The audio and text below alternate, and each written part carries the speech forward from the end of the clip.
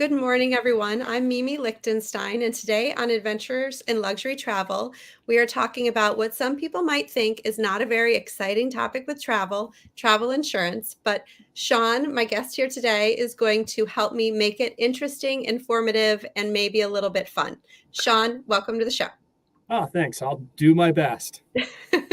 We'll try. All Well, right. Sean, tell us a little bit. So you work for a company, TravelX, which is a travel insurance provider. Yes. TravelX Insurance Services based out of Omaha, Nebraska. Yep. And I will give you the introduction that I personally have called on you many times to get on a phone with one of my clients who has questions about what if this happens? What if that happens? So you've always been such an amazing resource for me, which is why I wanted to have you on to ask all these questions. Even though you work for one particular company, we'll talk quite a bit about your company because I work with you guys mostly, but also a few times where people might go to another company for a different reason. Sure. Okay, so people think travel insurance is confusing, as did I before I was in this industry, and sometimes still do, which is why I love having you on speed dial. Mhm. When things are confusing, it's hard for people to actually act on them. So they might just say, forget it. I don't know if anything's covered. I'm not going to buy it. But today we thought we would go through a lot of questions that people have sent me or have asked in the past, and Sean can answer them and help you decide if it's something that you're going to want to get for your next trip, or maybe you just don't need it. What I like is Sean simplifies the complex. And there was a quote by Christopher Elliott, who's a consumer advocate, saying, you should consider travel insurance for every trip, but not every trip needs to be insured. And I agree with him. And I think today, by the end of this, you'll probably feel similarly. So let's start out with the main buckets. So for travel insurance, there's main buckets. I have cancellation, interruption, delay, and medical. Rather than diving into the nitty-gritty details of each of those, I thought it would be fun to make up a few examples, and I'll throw them out to you, and you let me know how it would be either covered or how somebody might handle that situation. Okay? Okay. And I'll answer these in the context of how TravelX, in terms of our policies, but generally they would apply, across all travel insurance. Okay. And we'll also Sure. say you guys have a couple different levels of policy. TravelX's select policy is the one I mainly work with my clients. So Yep. most of the lens that we'll be looking through today is that. Yeah, Okay. Travel Select, luxury travel and for family trips, it's going to be the best plan. Yeah. And there's one really good bonus with that we'll talk about in a few minutes. Sure. Okay. So first example, you're a lawyer, you're married with 2 kids, you planned a bucket list safari a year and a half in advance. $100,000 the safari is going to cost you. A month before you're expected to leave, your number one client's IPO is delayed till the 5th day of your trip, and you have to cancel it. What happens without travel insurance? I can answer that. So Okay. you probably are going to have 100% loss on the land portion of your trip. And perhaps if you have a flight that gives you credits, you might get credits that you can use within a year on your flights to, go back another time or perhaps on another trip. But if you have travel insurance, how does that work with you guys? So that would be a trip cancellation. It'd be under trip cancellation coverage, right? So we call it cancel for work reasons. And that is a standard coverage or standard benefit with Travel Select. So in this instance where this attorney needs to cancel because of an impending IPO, basically what he would need to do to cover all of his non-refundable prepaid costs is provide documentation, typically a notarized letter from an officer, at his firm or at his company, explaining the reason, the IPO, and why he's going to be unable to basically take his vacation. So notarized letter, that is a covered reason to cancel. And that would apply to his costs as well as any of his traveling companion or family members' costs. Okay. All right. So that's super helpful.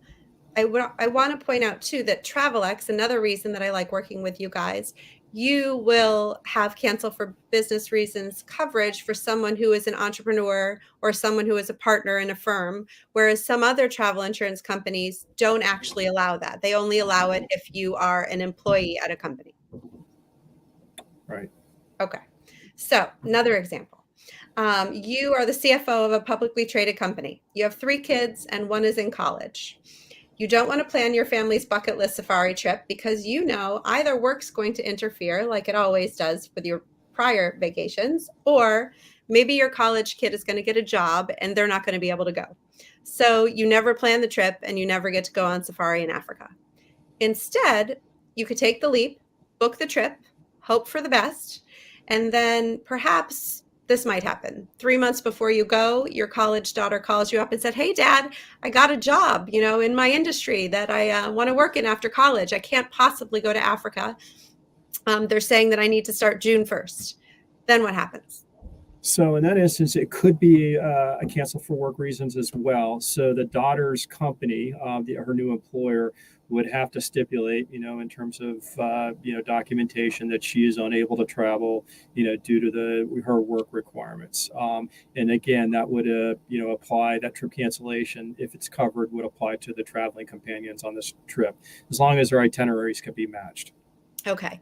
And you had mentioned that to me before, and I thought this actually could happen in my life. So if my daughter couldn't go, my college kid couldn't go, the rest of us actually will go. So we would only probably cancel for her. So if it's a covered reason, then you would get the reimbursement back for her portion of the trip.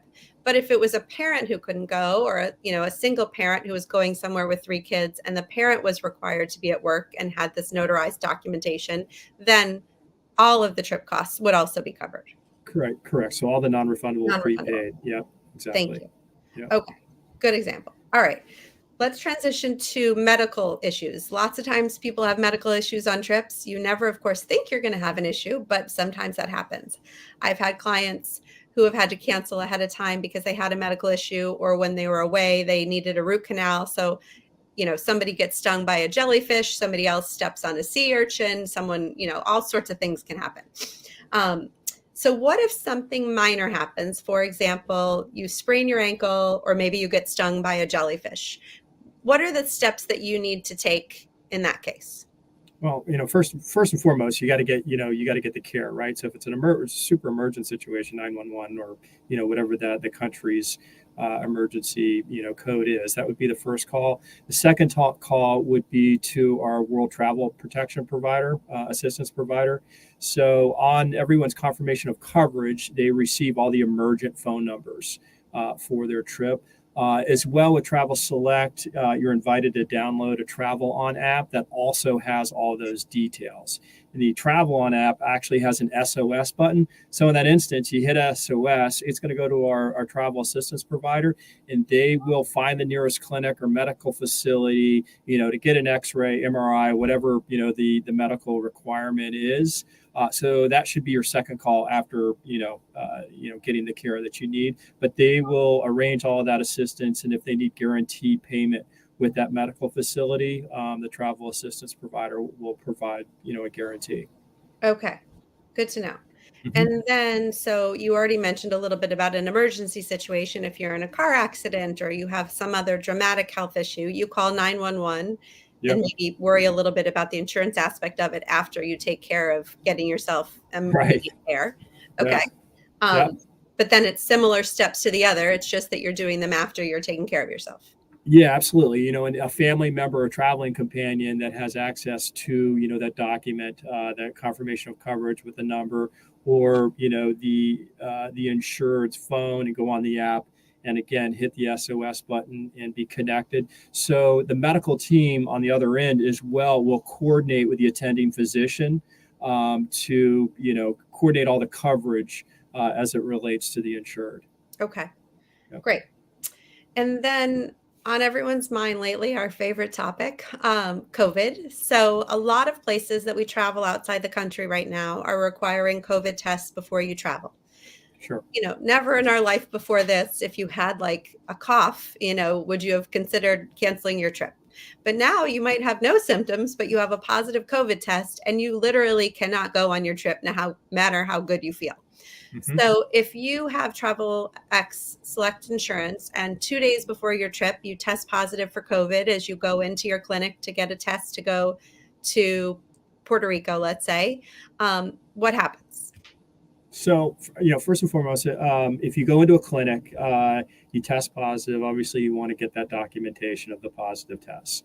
because that's going to be required in that trip cancellation claim. So we have treated COVID like any other sickness and injury before departure or while traveling. So again, that positive test at a medical facility, and even with the now where there's home tests, as long as that home test is viewed via telemedicine, right? So a lot of these home test kits now have the ability where you can get on a video chat with a medical professional, right? And that medical professional kind of monitors you taking that test, doing the swab, testing, etc. So as long as that video is captured with that telemedicine professional, that's also eligible for trip cancellation as well. So you don't, sometimes it's really hard, especially in today's environment, to get into a facility. So the home test, as long as I said, like as long as it's video telemedicine, then that would be eligible for claim as well. Okay. And I think that all those video telemedicine ones are antigen tests, right? None of those are PCR tests, or I'm not 100% sure. Okay. Yeah, But it sounds yeah. like it doesn't matter. It could be It either. doesn't matter. Yep. Okay. Yep. It can be either one, as long as it's, again, it's got to be that, that video of the steps and, and how everything's done. Okay. Awesome. And then another example where you're actually on the trip and now you have to test before you come back to the United States, because you have to do that, everywhere. And you test positive for COVID. Again, you might feel fabulous, but you test positive for COVID. What happens? All right. So there are actually a number of benefits that would apply.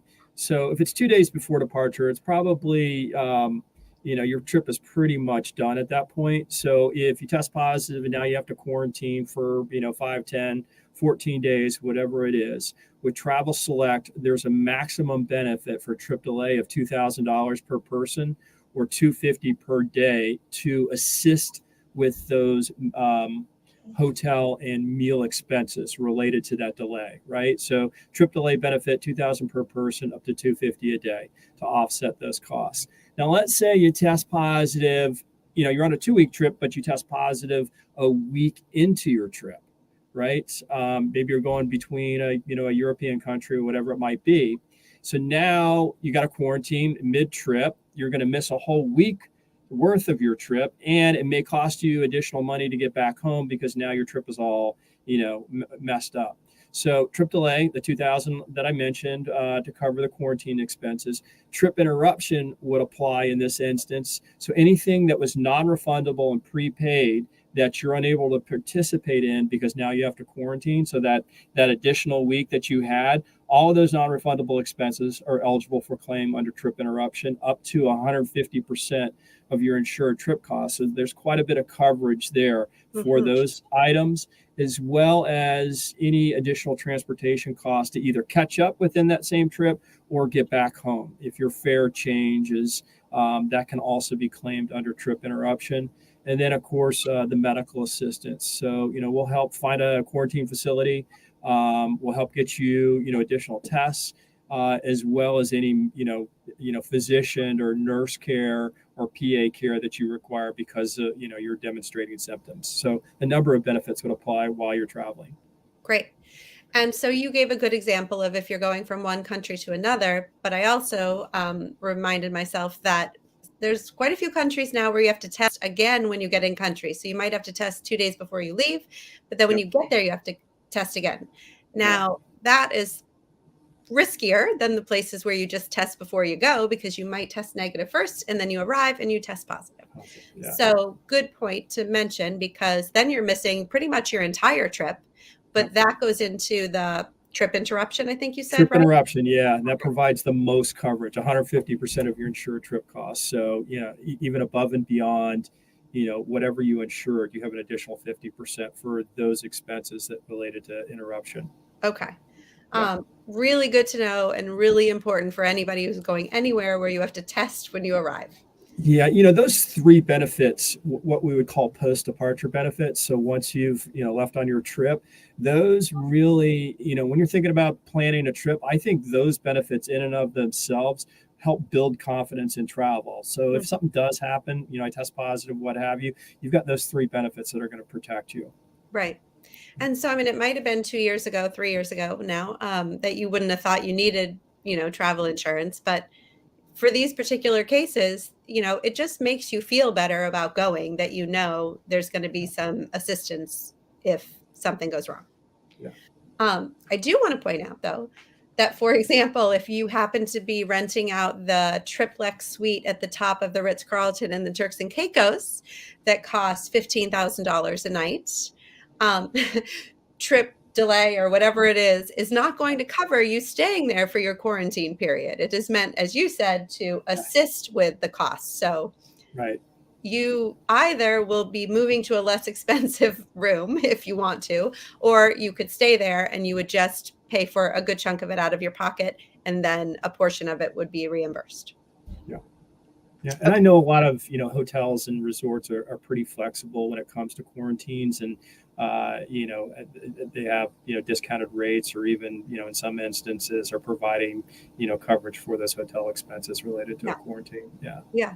And it really varies so greatly across hotels. So For sure. either I would say, if you want to know, ask in advance, or just hope it doesn't happen. I guess one of the two. Yeah. Yeah. That's where, working with a travel advisor makes a big difference, right? Because those hotels and properties that, Yeah. Well, it's funny because I did hear of one that isn't somewhere that I send clients, but someone I know had clients at this place in Mexico, and they literally kicked them out after they tested positive for COVID. They kicked them out of the hotel. I'm not sure where they went. Yeah. But we obviously don't want that to happen to any of our clients. Yeah, we just if you have one of our plans, obviously just call our assistance provider and we'll get you a place. Find you somewhere. Okay, good. Yeah. Yes, we don't want any homeless travelers wandering around. No. Okay, what about cancel for any reason? So this has been a hot topic because people, let's just talk about a couple things that aren't covered. Fear of travel, for example, isn't covered. Change of rules by countries isn't covered. If you had an existing trip to the Bahamas and all of a sudden the rule changes and there's a curfew at 5:00 every night, and you're like, well, why do I want to go to the Bahamas if I have to be in at 5:00 every night? Those aren't quote unquote covered reasons to cancel. But what some people do is buy cancel for any reason insurance. So will you tell us a little bit more about what that is, what it covers, what the limitations are, et cetera? Sure. Yeah. So some folks are going to need that, that additional confidence or protection in their investment. And the acronym is CFAR, or cancel for any reason. In this instance, that you want to add that like as a rider to your travel select policy, right? It'll give you the ability to literally cancel for any reason, as long as you do it 48 hours in advance of your trip. I mean, literally, you could wake up with bad hair. As long as it's 48 hours before departure, you could cancel your trip. But there's some restrictions with CFAR. Obviously, given folks the ability to cancel for any reason, there's some pretty stringent rules around CFAR. So first and foremost, it's only going to provide coverage up to 50% of your insured trip costs. So if I have to cancel for a non-covered reason, right, a travel restriction, a country's closed its border, and I'm going to cancel my trip, which is not a covered reason, you would use your CFAR rider to cover that. And it's only going to cover 50% of your insured trip costs. And the limit per person that you can insure is $10,000. And the other rule around CFAR, or cancel for any reason, is that you have to insure 100% of your costs. So your trip, per person has got to be under $10,000. And then if you're going to cancel for a non-covered reason, you're only going to receive back 50%. Now, okay, so is the $10,000 the 50%, or the $10,000 the total per person cost of the trip? Is the total max that you can insure per person. Okay, so you're at most going to get back then $5,000 per person. Correct. Okay.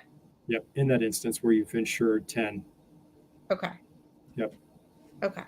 Now, the one thing I'll just make clear, because I get this question quite a bit, is, so I have CFAR on my policy, right? But I'm going to cancel for a covered reason, right? Yeah. Someone in my family's gotten sick, a family member's gotten sick. I'm not going to go on this trip because he or she is sick. Now I'm canceling for a covered reason. In this instant, I'm going to be covered at 100% of my non-refundable prepaid costs, because it's a covered reason as opposed to a non-covered reason. Yeah, and that actually happened to my client over Christmas. That was my next example, which was, you and your spouse are going to take your 4 adult children to Maui the last week of December. So it's a big ticket item, and it's got really restrictive cancellation penalties because it's over Christmas. Sure. Um, so you're nervous because COVID is happening in the world, and who knows between, now and the next 11 months what Maui's going to be like. Who knows? Maybe everyone in Maui will have COVID and you won't want to go. Or maybe again the governor shuts down the islands or something. Hmm. So you get cancel for any reason insurance just in case some of your trip will be covered. But 2 weeks before departure, your retina spontaneously detaches and you need to have an emergency surgery. And when you have your retina reattached, I've learned, you can't fly for 2 months because of Pressure. pressure and all that. Yeah. Yep. And so my client was pleasantly surprised because, like, in his mind, he was going to get back 50%. But because this was a covered reason, he would Hmm. get back 100% of the coverage for his trip. Absolutely. Yep. Sorry, I got Um, ahead of you a little bit there. yeah, no, Yeah. that's fine. Yeah. I think what's so great is that sometimes you buy insurance for one reason, but the whole point of insurance is you can't predict what's going to happen. So you might Yeah. end up using it for a different reason, right? Yeah. Yeah. I mean, I think there's two like simple ways to look at travel insurance, to protect your investment, before departure, and then protect your well-being while you're traveling. Mm-hmm. Those are the two simple reasons to buy travel insurance. Okay. And I think that also applies both internationally as well as domestically. Yeah. And people don't think about it as much domestically, but Hmm. sometimes you do have, you're going to a ranch out west. That's, a luxury ranch out west is a big ticket item. So it's definitely something that you want to consider. Obviously, no COVID testing is required, but who knows what else might happen when you're riding on that horse or heli skiing. So that brings us to the next topic, which is the adventure sport add-on. I did the adventure sport add-on for my family's trip to Alaska last summer, for mainly because we were going to do a Via Ferrata, which is one of my favorite family activities. And I have a printout of what I think is most of your adventure sports. You need the upgrade and then a few other things, some of which are surprising where you don't need the upgrade. And Hmm. I'll include this in the show notes, but tell me if I throw out a couple at you. If you don't know the answer off the top of your head, of course, no problem. But if I get any of them wrong and you do know, let me know. Okay. So you need an adventure sports upgrade for hot air ballooning, hang gliding, parasailing, parachuting, skydiving, heli skiing, technical mountain climbs like on Kilimanjaro, micro flights or ultra lights, which are really fun and amazing to do in Africa if you go over to Victoria Falls, and helicopter transfers, helicopter tours, and biplanes. Oh, we did that too. So I got the adventure sports upgrade. Do those all sound right? Absolutely. Anything that requires the air to keep you alive, right? Okay. Or if it's technical mountaineering or climbing, right? So glacier travel where ice axes, harnesses and ropes are required. Rock climbing, or like you said, an example, Kilimanjaro, if you're doing any type of alpine ascent where what is considered technical climbing, you would definitely want the adventure sports upgrade, and it's only $11 per person. So even if you don't know that you're going to be doing that on your trip, you might just add it on because you're in the Caribbean and all of a sudden you decide you're going to go parasailing, right? And if you were to have an injury and didn't have that upgrade, right, that would not be eligible for claim. But with the upgrade, it's going to cover it. Yeah, so that's a good point. You might spontaneously want to do something adventurous, so prepare.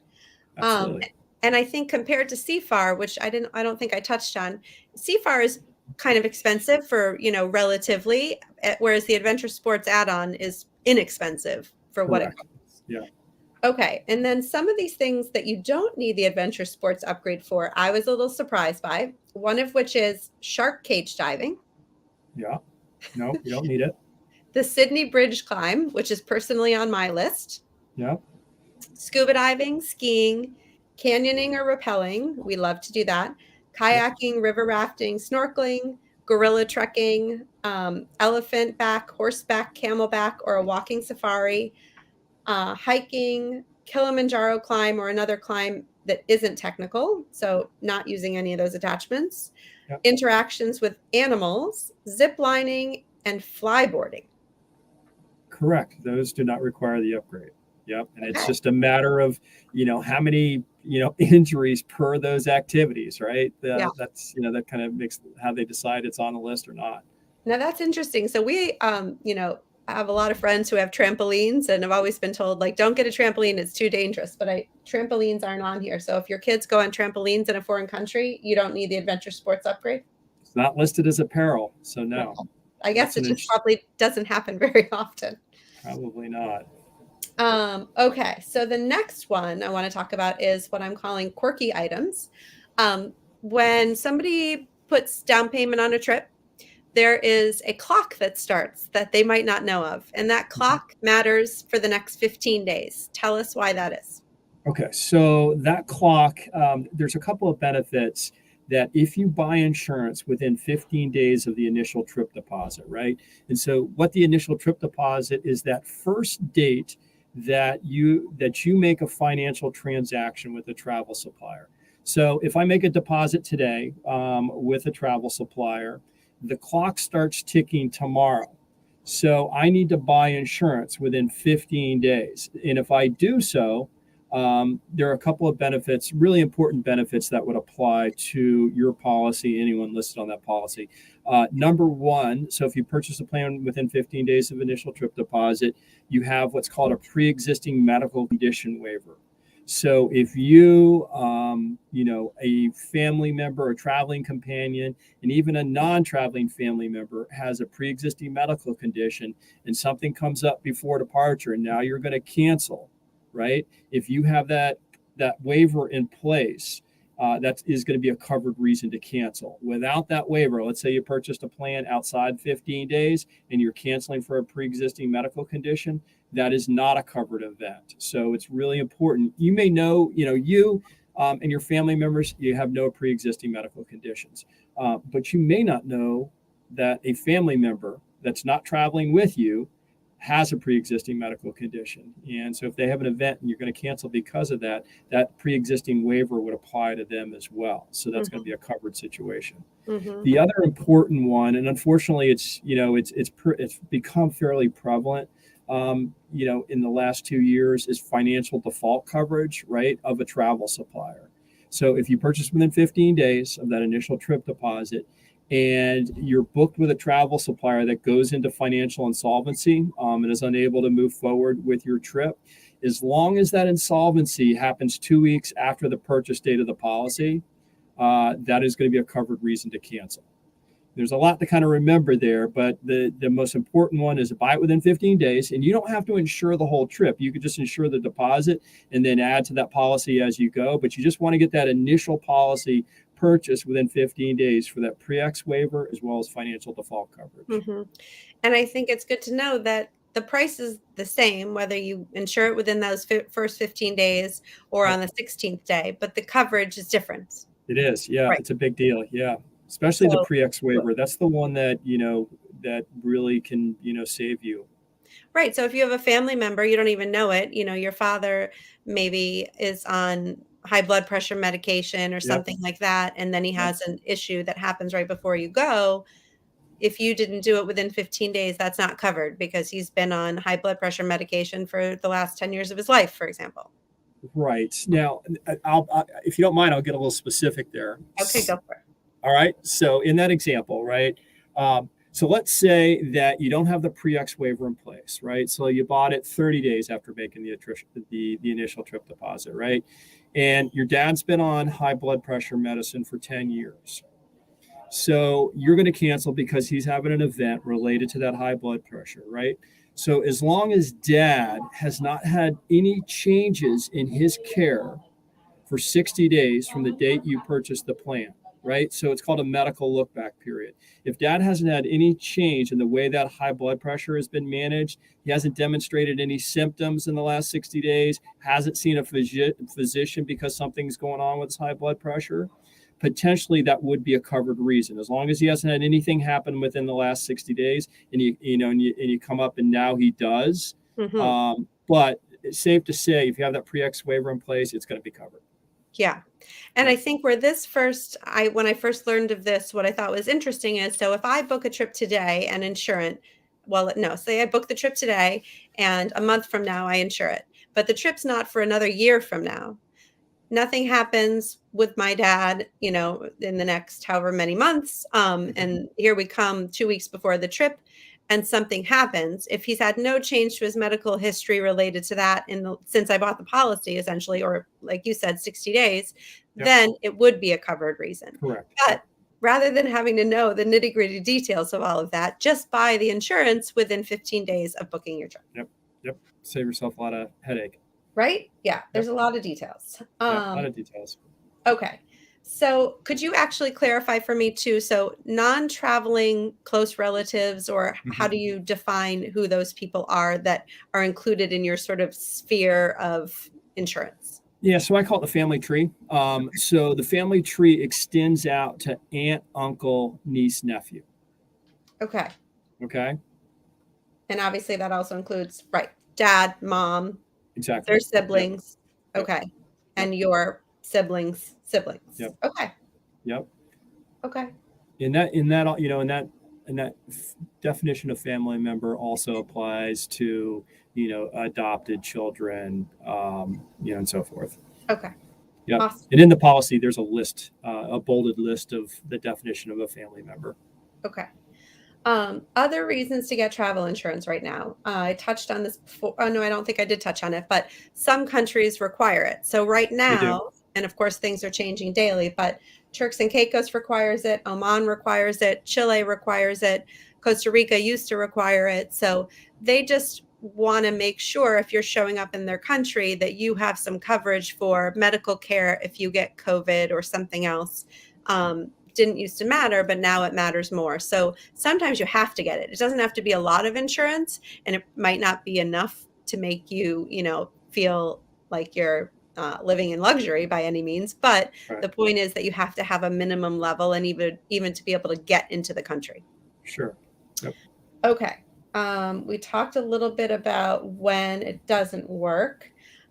Right now, I'm debating getting into the weeds on this or not, but at the moment, I know you're going to make an adjustment to this, but at the moment, if you plan a trip within 21 days, we cannot get TravelX Select coverage for our clients if it's that close of a trip, correct? Yeah. So currently, and this is a temporary issue, is largely related to Omicron and what we have seen, in the last 6 to 8 weeks with travel insurance. So basically, we have a 21-day purchase restriction in place. So you have to buy travel insurance outside of that 21 days, right, in order to insure a trip. So that's a temporary restriction we have in place. We're looking at a solution because we understand kind of what's happening within the industry right now. A lot of people aren't booking legitimate close-in trips, right? I'm healthy, my family's healthy.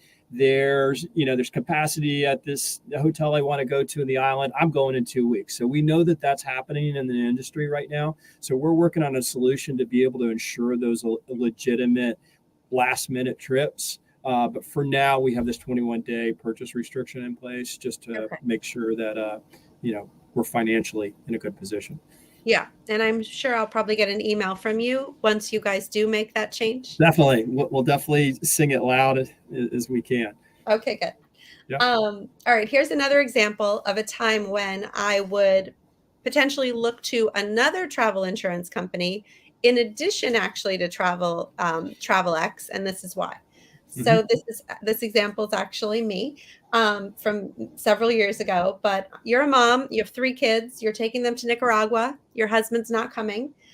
You have a little bit of a concern about safety or kidnapping for some crazy reason. That's just in your mind what might happen in Nicaragua. So in that particular case, I got global rescue insurance because they will come in and help you if you are kidnapped or if you are have issues on the top of Mount Kilimanjaro. They have a lot of people who work for them who are ex-military people and hostage negotiator people and all sorts of other Sure. people who sort of go beyond the scope of what you offer. That being said, it's more like a membership where it doesn't cover like trip cancellation. So if your trip to Mount Everest costs you $50,000 and you have to cancel because you get sick before you go, Global Rescue doesn't cover that. So it's really a complementary insurance to doing more of an insurance like what you guys offer. Yeah, absolutely. So typically, I mean, there are a number of those services out there, and basically they can be companions to travel insurance. So you use travel insurance to, protect your investment, and then, some of those post-departure benefits that are important while you're traveling. Then you could have this companion membership with Global Rescue, like you mentioned. So using your, Everest or Kilimanjaro example, you get into emergent, life or death situation up there, right? You could call on your membership, your Global Rescue, to come get you, in that instance. Typically, where I've seen those types of services used is maybe in a civil unrest situation. You're in a country, is going through some type of political unrest, and you need to get out of that country, right? As quickly as possible. That's where I see those types of, services really providing a significant benefit, as a companion to travel insurance. Mm-hmm. I agree. Okay, let's see. Now I have some random questions. Okay. You also offer annual policies, correct? We do for travel advisors. Oh, that's so funny because I have Yeah. one. That's what I Yeah. knew. All right, I didn't Yeah. realize it wasn't for travelers. Yeah. Yeah. Okay, so I was going to ask how it compares, but we'll skip that question. Yeah. Another question I get sometimes is car insurance. If someone is renting a car abroad or even renting a car in general, I don't know about you, but like I'm always wondering, am I covered on my home insurance? Am I not covered? Am I covered on my auto insurance? What coverage extends to car rental? Automobiles, car Yeah. rental. Yeah. So it's an optional upgrade to both of our retail plans, Basic and Select, right? So you can upgrade up to $35,000 worth of collision coverage, because that's typically where you get hit. When you have an accident, it's on the collision side. That's the expensive part. Okay. So both provide that ability to upgrade for that insurance. Okay. So if you are renting a full-size Range Rover, that might not be enough coverage. Yeah, definitely not. And there's a cap. I think the luxury cap is $75,000. That anything over 75,000 is considered a luxury vehicle and would not be eligible for coverage. Okay, got it. So you're Yeah. saying, so if I happen to rent a car that was a $120,000 car, can I not get coverage, or I can only get max coverage of 75,000? You won't be able to get coverage. It would be considered an exotic vehicle. It would be excluded from coverage. Yeah. So in that instance, I would probably recommend taking the rental car coverage. Okay, good to know. Yeah.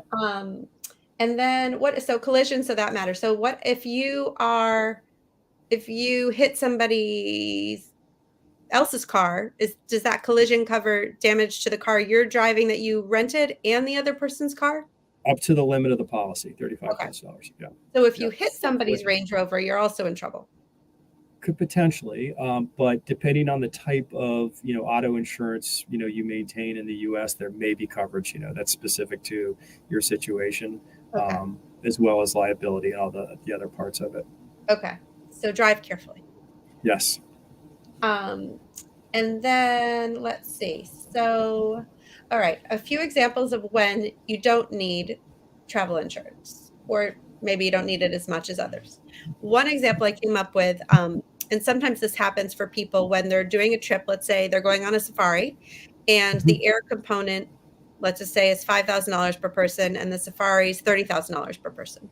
So if you're okay getting a credit on that airline, if you cancel the trip, and you're going to get a $5,000 credit on the airline, you don't have to insure that portion of the trip, right? That's up to you, right? Yeah. So you can insure whatever components you want to or not, right? So if you're comfortable getting a credit and you have no intention of ever insuring that's absolutely fine not to insure it. Okay.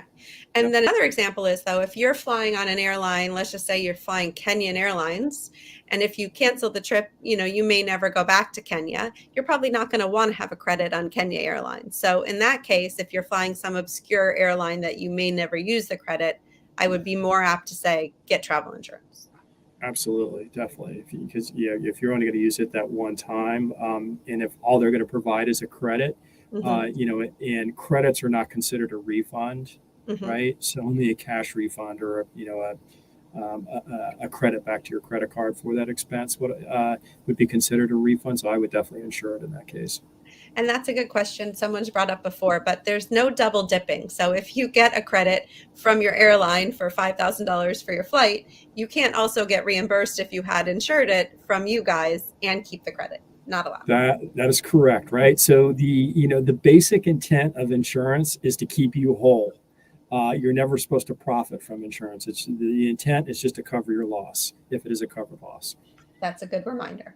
Yeah. And the same thing goes with hotels. Some hotels, particularly right now, if you have to cancel for a variety of reasons, they might extend you a credit for 12 months or 24 months. And in that case, if you're okay with that credit, then you might not need to get insurance, at least for the trip, cancellation portion of it. But you might want to get travel insurance for all the other benefits that we've talked about during the show. Sure. Yeah. If you're comfortable with those cancellation, the penalty schedule for hotels, it wouldn't be required to insure it. Okay. And so let's just talk briefly about the factors that affect the pricing of travel insurance. I have my little cheat sheet here of Okay. you guys Yep. that I like to reference.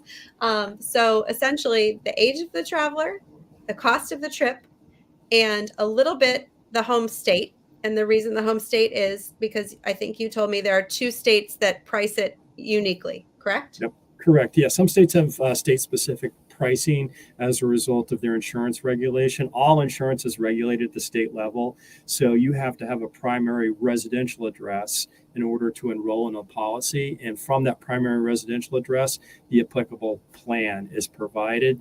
And yes, you're correct. So for trips under $20,000 and shorter than 30 days, it's age and trip cost determine the premium. For those trips 20,000 and more, and this is individual, 20,000 per person, or longer than 30 days, there are more variables involved in determining that premium. Okay. Got it. Good to know. Mm-hmm. The other thing that I love about Travel Select Policy, because I work with so many families, is that on the date that you are buying your insurance, if your kids are 17 and under or less than 18, so not turned 18 yet, they're actually included, their coverage is included at $0 extra on your policy, right? That's correct. As long as you have an eligible adult traveling, and it could be mom and dad, or it could just be mom, or it could just be dad, or it could be grandma and granddad, or just as long as there's one eligible adult, one guardian.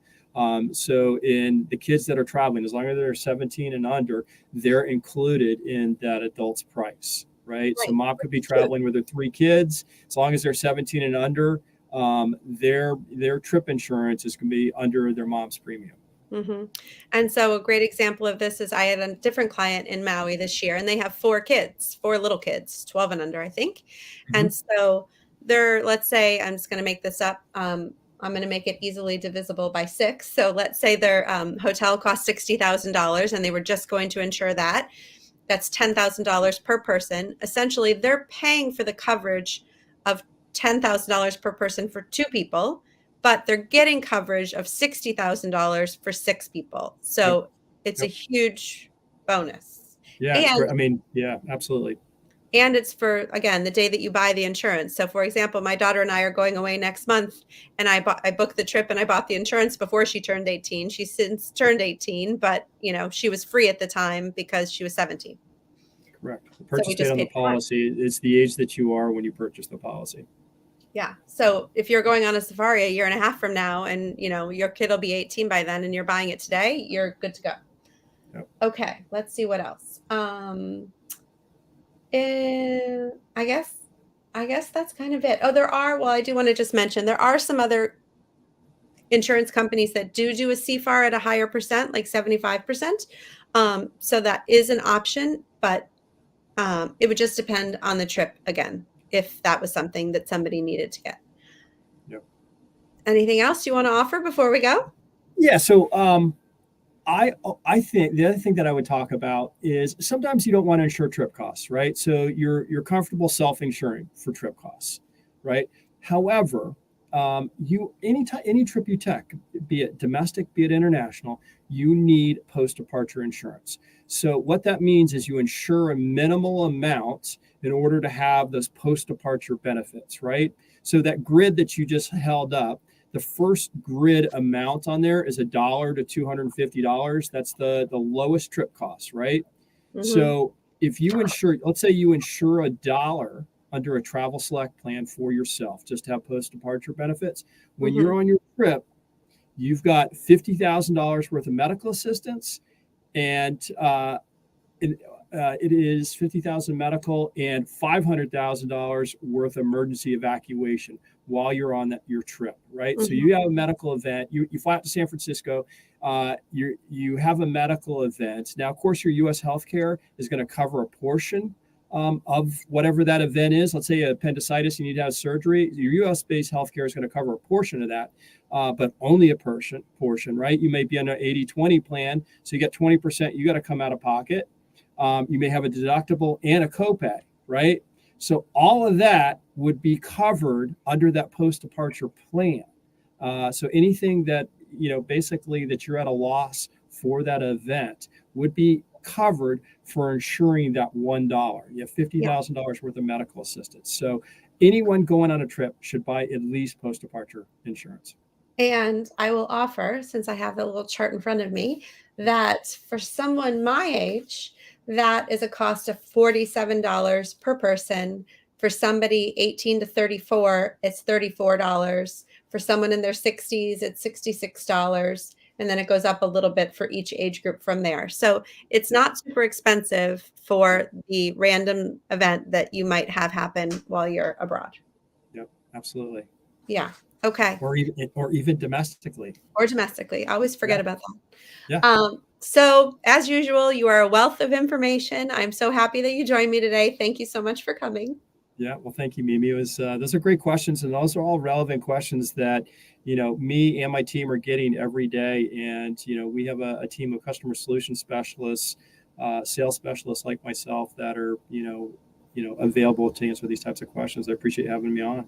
Yeah, well, I'm sure I will continue to call on your team for these kind of questions because I know you can't possibly think of all the examples. So That's for someone's sure. always right.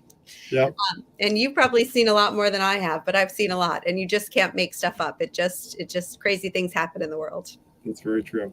Yep. All Well, right. thank you, Mimi. Yep. Have a great day. You too. Thanks.